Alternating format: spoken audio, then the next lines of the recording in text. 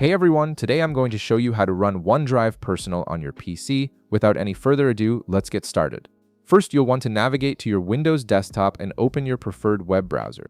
This could be Google Chrome, Microsoft Edge, or any other browser you typically use.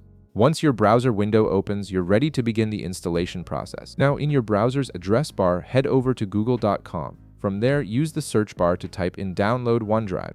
We need to install the OneDrive app first if you haven't already done so. This is a crucial step because OneDrive needs to be installed locally on your computer before you can sync and access your personal files from the cloud. When the search results appear, look for and click on the official Microsoft website link. It's important to download from the official source to ensure you're getting the legitimate, secure version of the software. Once you land on Microsoft's OneDrive dashboard page, you'll immediately see a prominent Download OneDrive button displayed on the screen. Go ahead and click on this button to initiate the download.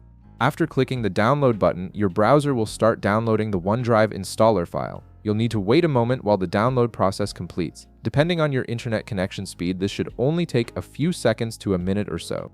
Once your installer file is fully downloaded and ready, locate the file in your Downloads folder and run the installer by double-clicking on it. A setup window will appear on your screen with on-screen prompts guiding you through the installation process. Simply follow these prompts step by step, clicking Next or Agree as needed to complete the OneDrive installation on your computer. After OneDrive finishes installing on your system, the final step is straightforward. All you have to do now is log in using your Microsoft account credentials.